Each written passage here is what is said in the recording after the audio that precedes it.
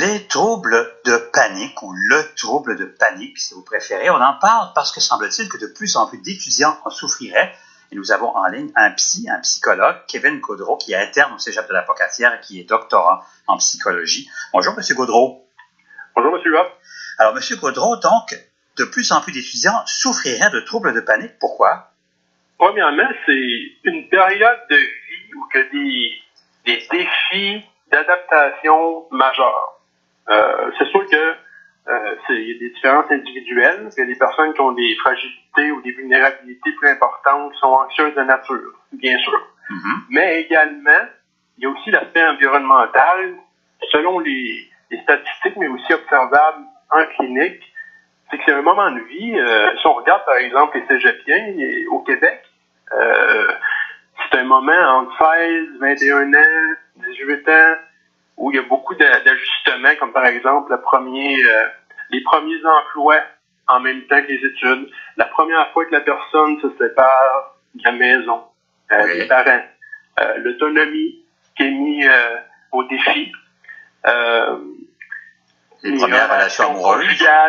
C'est exactement ce que j'allais dire. Donc, c'est les préoccupations financières, le permis de conduire, il y a beaucoup de choses en même temps. Beaucoup d'adaptations qui se passent au même moment.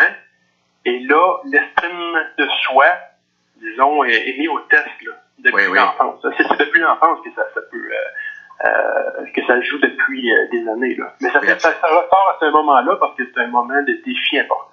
Mais comment vous définiriez, vous, le problème du trouble de panique? Oui. Il y a la différence entre l'attaque de panique et le trouble panique.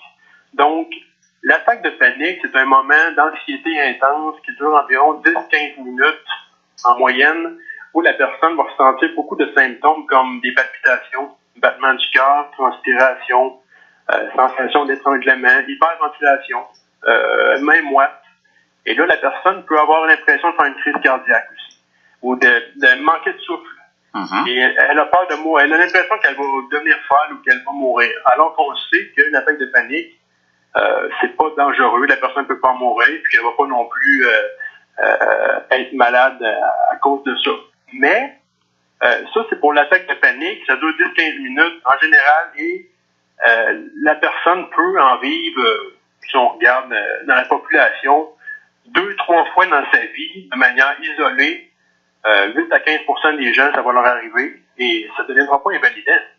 Mais le trouble de panique, lui. Le trouble de panique, lui, il va impliquer de nombreuses attaques de panique, au moins 2.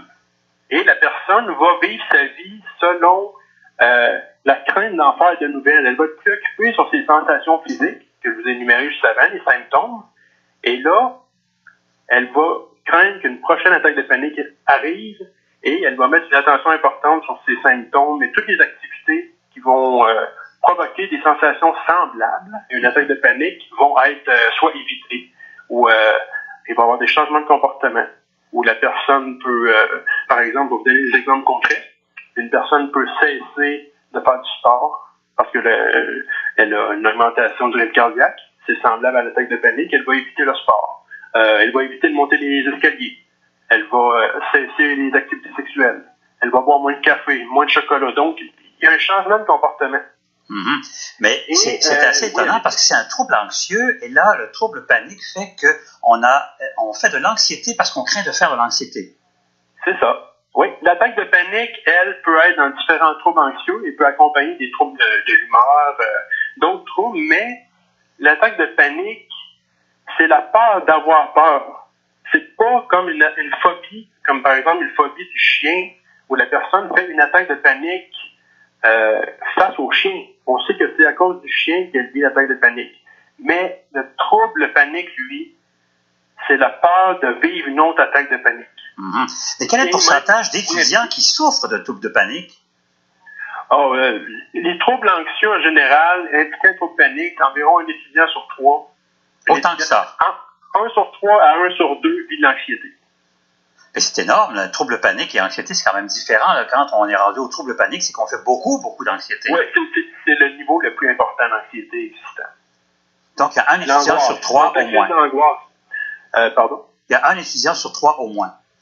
Oui, qui va ressentir de l'anxiété, oui. Puis le pourcentage de troubles paniques en général des personnes, c'est entre 3% et 5% en Amérique du Nord et au Québec. Alors qu'on regarde ailleurs dans le monde, c'est plus faible. C'est un peu moins que 1%. Si on regarde en Asie, en Afrique, en Amérique du Sud, c'est moins élevé qu'en Amérique du Nord. Comment est-ce qu'on résout ce problème-là quand on est atteint de troubles paniques? On encourage l'initiative d'aller à l'avant sans remettre en question tout le temps, tant qu'il n'y a pas de danger réel pour son intégrité physique, bien sûr, mais d'encourager l'initiative, de faire attention à l'effet, l'influence des comportements d'une personne anxieuse qui est parent et qui peut transmettre elle-même à son enfant de l'anxiété, comme par exemple ses réactions de sursaut ou bien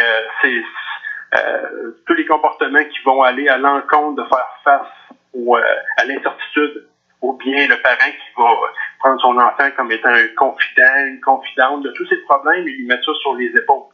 Et on va tenter, que ce soit en psychothérapie ou même les proches, tenter d'aider la personne à faire face à sa peur plutôt que de l'éviter. Et dans les cas les plus graves, parfois il y a un antidépresseur qui peut être ajouté. Merci beaucoup, M. Gaudreau.